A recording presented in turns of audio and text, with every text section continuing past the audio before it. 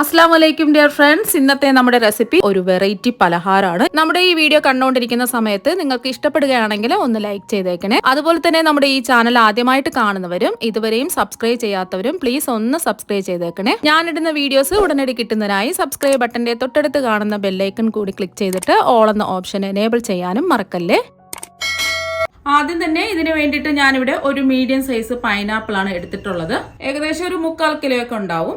ഇനി ഇതിന്റെ തൊലിയെല്ലാം നമുക്ക് കളയാം. അപ്പൊ പൈനാപ്പിൾ തൊലിയെല്ലാം കളഞ്ഞ് ഇതുപോലെ കട്ട് ചെയ്തെടുത്തിട്ടുണ്ട്. ഇനി ഇതിന്റെ നടുഭാഗത്തുള്ള ഈ കട്ടിയുള്ള ഭാഗം ഒന്ന് കട്ട് ചെയ്തെടുക്കാം. ഇത് നമുക്ക് ആവശ്യമില്ല. ഇപ്പൊ പൈനാപ്പിളിന്റെ കട്ടിയുള്ള നടുഭാഗം എല്ലാം കട്ട് ചെയ്തെടുത്തിട്ടുണ്ട്.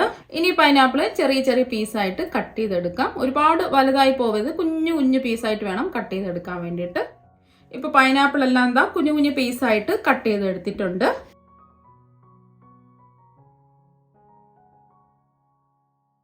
ഇനി ഒരു പാനിലേക്ക് 1 കപ്പ് പൊടിച്ച ശർക്കര ഇട്ട് കൊടുക്കുക.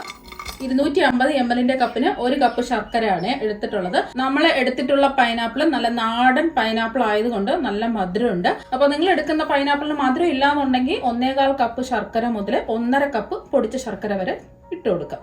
ഇനി ശർക്കര ഉരുക്കിയെടുക്കുന്നതിന് ആവശ്യമായ വെള്ളം ഒഴിച്ചു കൊടുക്കാം. 1/4 കപ്പ് വെള്ളം ഒഴിച്ചു കൊടുക്കാം. അപ്പൊ നിങ്ങൾ 1.5 കപ്പ് ശർക്കരയൊക്കെയാണ് എടുക്കുന്നതെങ്കിൽ 1/2 കപ്പ് വെള്ളം ഒഴിച്ചിട്ട് ഒന്ന് ഉരുക്കിയെടുക്കാം. ഇനി മീഡിയം ഫ്ലെയിമിലിട്ടിട്ട് ഇതൊന്ന് ഉരുക്കിയെടുക്കാം. അപ്പൊ നമ്മൾ പൊടിച്ച ശർക്കര ആയതുകൊണ്ട് പെട്ടെന്ന് തന്നെ ഈ ശർക്കര ഉരുക്കി കിട്ടും. ഇപ്പൊ ശർക്കര എല്ലാം ഒന്ന് ഉരുക്കി കിട്ടിയിട്ടുണ്ട്. ഇനി ഫ്ലെയിം ഓഫ് ആക്കി ഇത് മാറ്റി വെക്കാം. ഇനി ചൂടായി കിടക്കുന്ന ഒരു പാനിലേക്ക് 1 ടീസ്പൂൺ നെയ്യ് ഒഴിച്ചു കൊടുക്കാം. നെയ്യിന്റെ ടേസ്റ്റ് ഇഷ്ടമാണെന്നുണ്ടെങ്കിൽ 1 ടേബിൾ സ്പൂൺ നെയ്യ് വരെ ഒഴിച്ചു കൊടുക്കാം. ഇനി ചൂടായി കിടക്കുന്ന നെയ്യിലേക്ക് ചെറുതായിട്ട് കട്ട് ചെയ്തെടുത്ത പൈനാപ്പിൾ മുഴുവനും ഇട്ട് കൊടുക്കാം. ഒന്ന് ഇളക്കി കൊടുക്കാം. മീഡിയം ഫ്ലെയിം വേണം വെക്കാൻ വേണ്ടിയിട്ട്. ഈ പൈനാപ്പിളിൽ നിന്നുള്ള വെള്ളമൊക്കെ ഒന്ന് വറ്റി ഈ പൈനാപ്പിൾ ഒന്ന് വെന്ത് കിട്ടണം. അതുവരെ ഒന്ന് ഇളക്കി കൊടുക്കുകയോ അല്ലെങ്കിൽ ഫ്ലെയിം കുറച്ചിട്ടിട്ട് ഒന്ന് മൂടി വെച്ച് വേവിച്ചെടുക്കുകയോ ചെയ്യാം. ഇനി ഇത് മൂടി വെച്ച് ഒന്ന് വേവിച്ചെടുക്കാം. അപ്പൊ വെള്ളമൊക്കെ ഒന്ന് വറ്റി കിട്ടുകയും ചെയ്യും. ഇടയ്ക്കൊന്ന് ഇളക്കി കൊടുക്കാം. അപ്പൊ മൂടി വെച്ച് വേവിക്കുമ്പോൾ ഈ ആവി കൊണ്ട് പൈനാപ്പിളിൽ നിന്നുള്ള വെള്ളമൊക്കെ പെട്ടെന്ന് തന്നെ ഊറി വരും. ഇപ്പൊ കണ്ടില്ലേ, 1 മിനിറ്റ് ആയപ്പോൾ പൈനാപ്പിളിൽ നിന്നുള്ള വെള്ളമൊക്കെ വന്നിട്ടുണ്ട്. ഇനി ഇതെല്ലാം ഒന്ന് വറ്റിച്ചെടുക്കാം. വീണ്ടും മൂടി വെച്ച് ഈ പൈനാപ്പിൾ ഒന്ന് വേവിച്ചെടുക്കാം. വേവിച്ചെടുക്കുകയും വേണം, ഈ വെള്ളമൊക്കെ ഒന്ന് വറ്റിച്ചെടുക്കുകയും വേണം. മൂടി വെച്ച് കൊടുക്കാം. ഇപ്പോൾ ഒരു 2 മിനിറ്റ് ഒക്കെ കഴിഞ്ഞിട്ടുണ്ട്. ഇപ്പോൾ പൈനാപ്പിളിന്റെ വെള്ളമൊക്കെ വറ്റി നല്ലോണം ഡ്രൈ ആയി പൈനാപ്പിളൊക്കെ ഒന്ന് വെന്ത് കിട്ടിയിട്ടുണ്ട്. വേണമെന്നുണ്ടെങ്കിൽ വലിയ വലിയ പീസ് ഉണ്ടെന്നുണ്ടെങ്കിൽ ഒന്ന് ജസ്റ്റ് ഒന്ന് ഇതുപോലെ ഒന്ന് ഉടച്ചു കൊടുക്കുക. ഇതുപോലെ ഒന്ന് പ്രസ് ചെയ്ത് കൊടുത്താൽ മാത്രം മതി. ഇനി നമ്മൾ ഉരുക്കി മാറ്റി വെച്ച ശർക്കരപ്പാനി ഒന്ന് അരിച്ച് ഒഴിച്ചു കൊടുക്കുക. അപ്പം കല്ലും മണ്ണ് അഴുക്കൊക്കെ ഉണ്ടെന്നുണ്ടെങ്കിൽ ഇതുപോലെ ഒന്ന് അരിച്ച് ഒഴിച്ചു കൊടുത്താൽ മതി. അല്ലാന്നുണ്ടെങ്കിൽ അരിക്കേണ്ട ആവശ്യമില്ല.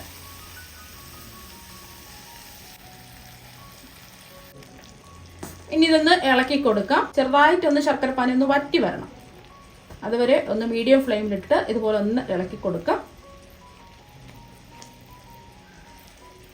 ഇപ്പൊ നമ്മൾ ശർക്കരപ്പാനിയും കൂടെ ചേർത്ത് ഒരു 2 മിനിറ്റ് ഇളക്കി കൊടുത്തിട്ടുണ്ടായിരുന്നു. അപ്പൊ ശർക്കരപ്പാനി ചെറുതായിട്ടൊക്കെ ഒന്ന് വറ്റി വന്നിട്ടുണ്ട്. ഈ ഒരു സമയം 2 കപ്പ് ചിരകിയ തേങ്ങ കൂടി ഇട്ട് കൊടുക്കാം. ഞാനിപ്പോ മിക്സിയുടെ ചെറിയ ജാറിൽ വെച്ചിട്ട് ഒന്ന് ചെറുതായിട്ട് ഒന്ന് അടിച്ചെടുത്തിട്ടാണ് ഞാൻ തേങ്ങ ഇട്ട് കൊടുത്തിട്ടുള്ളത്. നമ്മൾ ചിരകി എടുക്കുമ്പോൾ പൊടിയായിട്ടാണ് ചിരകി എടുക്കുന്നതെങ്കിൽ കുഴപ്പമില്ല. കുറച്ച് വലുപ്പത്തിലാണ് നമ്മൾ ചിരകി എടുക്കുമ്പോൾ തേങ്ങ കിട്ടുകയാണെന്നുണ്ടെങ്കിൽ മാത്രം ജസ്റ്റ് ഒന്ന് മിക്സിയിൽ വെച്ച് ഒന്ന് പൊടിച്ചെടുത്താൽ മതിയാവും.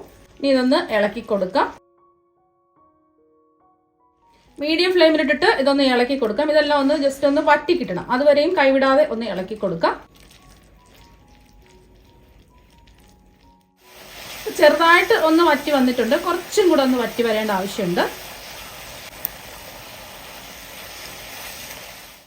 ഇപ്പോൾ 2 മിനിറ്റ് ആയപ്പോൾ ഈ ശർക്കര പാനി എല്ലാം ഒന്ന് വറ്റി കിട്ടിയിട്ടുണ്ട്. അപ്പോൾ നമ്മൾ കണ്ടില്ലേ, പാനിലൊന്നും ശർക്കര പാനിയൊന്നുമില്ല. നമ്മളിങ്ങനെ നോക്കുമ്പോൾ അറിയാൻ പറ്റും. ഒരുപാട് അങ്ങ് ഡ്രൈ ആയി പോവരുത്. ഈ കുഴഞ്ഞ ഒരു പരുവത്തിന് വേണം ഇതൊന്ന് വറ്റിച്ചെടുക്കാൻ. ഇതിന്റെ ചൂടൊക്കെ മാറിക്കഴിയുമ്പോൾ കുറച്ചും കൂടെ ഒന്ന് കട്ടിയായി മാറും. ഇപ്പോൾ കണ്ടില്ലേ, ശർക്കര പാനിയൊക്കെ ഇതെല്ലാം പൈനാപ്പിളിലും തേങ്ങയിലും എല്ലാം പിടിച്ച് കിട്ടിയിട്ടുണ്ട്. ഈ ഒരു പരുവത്തിൽ. ഇനി ഇതിലേക്ക് ഫ്ലേവറിന് വേണ്ടിയിട്ട് 1 ടീസ്പൂൺ ഏലക്കപ്പൊടിയും കൂടി ഇട്ട് കൊടുക്കും. ഇത് പഞ്ചസാരയും കൂട്ടി ചേർത്ത് പൊടിച്ചത് കൊണ്ടാണ് 1 ടീസ്പൂൺ എടുത്തിട്ടുള്ളത്. അല്ലാന്നുണ്ടെങ്കിൽ ഒരു 1/4 ടീസ്പൂൺ എടുത്താൽ മതിയാവും. ഏലക്കയുടെ ഫ്ലേവർ ഇഷ്ടമാണെന്നുണ്ടെങ്കിൽ മാത്രം എടുത്താൽ മതി, അല്ലെങ്കിൽ ഏലക്കപ്പൊടി ഒഴിവാക്കും. അതുപോലെ തന്നെ ചെറിയ ജീരകത്തിന്റെ ടേസ്റ്റ് ഇഷ്ടമുള്ളവർക്ക് ഒരു 1/4 ടീസ്പൂൺ ചെറിയ ജീരകം വറുത്ത് പൊടിച്ചതും കൂടി ഇട്ട് കൊടുക്കാം. ഇത് രണ്ടും ചേർത്ത് കൊടുക്കുമ്പോൾ പ്രത്യേക ഒരു മണവും നല്ലൊരു ടേസ്റ്റും ഒക്കെ കിട്ടും. ഇനി ഇതൊന്ന് ഇളക്കി കൊടുക്കാം.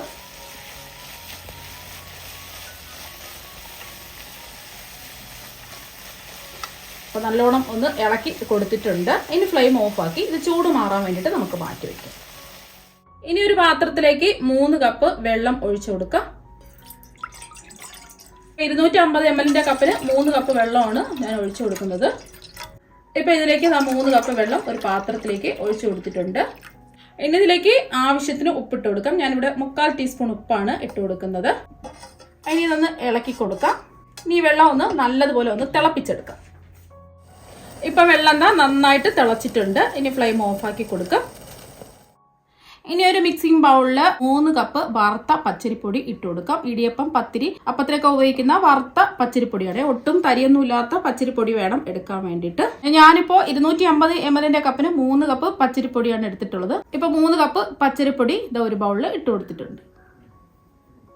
ഇനി നമ്മൾ തിളപ്പിച്ചെടുത്ത വെള്ളം ആ ചൂടോടുകൂടി തന്നെ ഈ മാവിലേക്ക് ഒഴിച്ചു കൊടുക്കാം. കുറച്ച് വീതം ഒഴിച്ചു കൊടുക്കാൻ വേണ്ടിയിട്ട് ആദ്യം പകുതി വേണം ഒഴിച്ചു കൊടുക്കാൻ വേണ്ടിയിട്ട്. എന്നിട്ട് ആവശ്യമുണ്ടെങ്കിൽ വീണ്ടും വെള്ളം ഒഴിച്ചു കൊടുക്കാം. നമ്മൾ എടുക്കുന്ന ഓരോ മാവിൻ്റെയും വറവിനനുസരിച്ച് വെള്ളത്തിന്റെ അളവും വ്യത്യാസം ഉണ്ടാവും.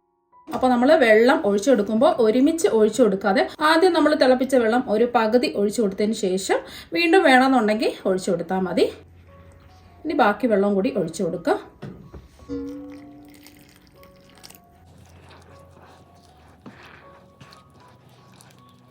നല്ല വറുത്ത പച്ചരിപ്പൊടിയാണെന്നുണ്ടെങ്കിൽ കുറച്ച് വെള്ളം അധികം വേണ്ടി വരും. ബാക്കി വെള്ളം മുഴുവനും ഇതാ ഒഴിച്ചു കൊടുത്തിട്ടുണ്ട്.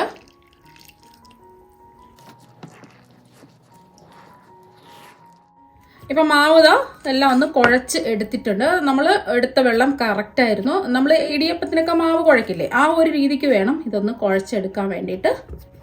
ഒരുപാട് കട്ടിയായി പോകരുത്, ഈ ഒരു രീതിക്ക് വേണം കുഴച്ചെടുക്കാൻ. അപ്പോൾ ഈ ഒരു രീതിക്ക് വേണം കുഴച്ചെടുക്കണം. മാവ് നല്ല ചൂടാണ്. ജസ്റ്റ് ചെറുതായിട്ട് ഒന്ന് ചൂട് മാറട്ടെ. അഥവാ നിങ്ങൾ ഒഴിച്ചു കൊടുത്ത വെള്ളം കൂടി പോയിട്ടുണ്ടെങ്കിൽ കുറച്ച് വറുത്ത അരിപ്പൊടിയും കൂടെ ചേർത്ത് കൊടുക്കുക. അഥവാ വെള്ളം നിങ്ങൾക്ക് ഒഴിച്ചു കൊടുക്കുന്നത് കുറഞ്ഞു പോയിട്ടുണ്ട്, നല്ല ഡ്രൈ ആയിരിക്കുകയാണെന്നുണ്ടെങ്കിൽ കുറച്ച് വെള്ളം തിളപ്പിച്ച് ഇതിലൊഴിച്ച് ഇതുപോലെ ഒന്ന് കുഴച്ചെടുത്താൽ മതിയാവും. അതൊന്ന് പ്രത്യേകം ശ്രദ്ധിക്കുക. അപ്പോൾ 1 മിനിറ്റ് ആയപ്പോൾ ഈ മാവിൻ്റെ ചൂടൊക്കെ ചെറുതായിട്ടൊന്ന് മാറിയിട്ടുണ്ട്. ഒരുപാട് അങ്ങ് ചൂട് മാറാൻ നിൽക്കരുത്, എന്നാൽ ഈ മാവ് കുഴച്ചെടുക്കുമ്പോൾ നല്ല സോഫ്റ്റ് ആയിട്ട് കിട്ടില്ല. ഇനി ഈ മാവിലേക്ക് 1 ടീസ്പൂൺ എണ്ണയോ നെയ്യോ ഒഴിച്ചു കൊടുക്കാം. ഞാനിപ്പോൾ നെയ്യാണ് ഒഴിച്ചു കൊടുക്കുന്നത്. നല്ലോണം ഒന്ന് കുഴച്ചെടുക്കാം. അപ്പോൾ നെയ്യ് ചേർത്ത് കൊടുക്കുമ്പോൾ അല്ലെങ്കിൽ എണ്ണ ചേർത്ത് കൊടുക്കുമ്പോൾ ഒട്ടിപ്പിടിക്കാൻ നല്ല സോഫ്റ്റ് ആയിട്ട് നമുക്ക് കുഴച്ചെടുക്കാൻ പറ്റും. മാത്രമല്ല ഒരു പ്രത്യേക ടേസ്റ്റും കൂടി കിട്ടും. അപ്പോൾ ചൂടോടുകൂടി തന്നെ കുഴയ്ക്കുക. 1 മിനിറ്റ് കൂടുതൽ ചൂട് മാറാൻ വേണ്ടി നിൽക്കരുത്, എന്നാൽ പിന്നെ മാവ് ഡ്രൈ ആയി പോവും. പിന്നെ നമ്മൾ വിചാരിച്ചതുപോലെ മാവ് നല്ല സോഫ്റ്റ് ആയിട്ട് കിട്ടില്ല. നമ്മുടെ പലഹാരം നല്ല സോഫ്റ്റാണ്. അപ്പോൾ അങ്ങനെ കിട്ടണമെന്നുണ്ടെങ്കിൽ ചൂടോടുകൂടി തന്നെ കുഴച്ചെടുക്കുക. 1 മിനിറ്റെങ്കിലും നല്ലോണം ഒന്ന് കുഴച്ചെടുക്കുക. കയ്യിൽ ഒട്ടിപ്പിടിക്കുകയാണെന്നുണ്ടെങ്കിൽ നെയ്യോ അല്ലെങ്കിൽ എണ്ണയോ ഒന്ന് തടവിയതിന് ശേഷം ഒന്ന് കുഴച്ചെടുത്താൽ മതി. ഇപ്പോൾ 1 മിനിറ്റ് നേരം മാവൊന്ന് കുഴച്ച് സോഫ്റ്റ് ആക്കി എടുത്തിട്ടുണ്ട്. 1 മിനിറ്റെങ്കിൽ നല്ലതുപോലെ ഒന്ന് കുഴച്ചെടുക്കുക, എന്നാൽ മാത്രമേ മാവ് നല്ല സോഫ്റ്റ് ആയിട്ട് കിട്ടുള്ളൂ. ഇനി കുഴച്ചെടുത്തതിൽ നിന്നും കുറച്ച് മാവ് എടുക്കുക. അപ്പോൾ നിങ്ങൾക്ക് എത്രയാണോ വലിപ്പം വേണ്ടത് അതിനനുസരിച്ച് വേണം മാവ് എടുക്കാൻ വേണ്ടിയിട്ട്. അപ്പോൾ ഞാനിപ്പോൾ അത്യാവശ്യം വലിപ്പമുള്ള ഒരു വലിയ നാരങ്ങയുടെ വലിപ്പത്തിലുള്ള മാവാണ് എടുത്തിട്ടുള്ളത്. ഇപ്പോൾ ഒന്ന് ഉരുട്ടി എടുത്തിട്ടുണ്ട്. ഇനി ഉരുട്ടിയെടുത്ത മാവിൻ്റെ നടുവിലായിട്ട് കൈ വെച്ചിട്ട് ഇങ്ങനെ ഒന്ന് പ്രസ് ചെയ്ത് എല്ലാ വശവും ഒരുപോലെ ഒന്ന് കുഴിയിട്ട് കൊടുക്കാം. എല്ലാ വശവും ഒരേ കനത്തിൽ വേണം ഇരിക്കാൻ വേണ്ടിയിട്ട്. ഇതുപോലെ ജസ്റ്റ് ഒന്ന് കൈ വെച്ച് ഒന്ന് പ്രസ് ചെയ്ത് കുഴിയിട്ട് കൊടുക്കാം. ഇനി നമ്മൾ തയ്യാറാക്കി വെച്ച ഫില്ലിങ് ഈ കുഴിയിലേക്ക് ഇട്ട് കൊടുക്കാം. 1 ടേബിൾ സ്പൂണാണ് ഇട്ട് കൊടുക്കുന്നത്. ഒരുപാട് അങ്ങ് ഇട്ട് കൊടുക്കരുത്. ഇനി ഇത് കൈ വെച്ച് ഒന്ന് പ്രസ് ചെയ്ത് കൊടുക്കാം.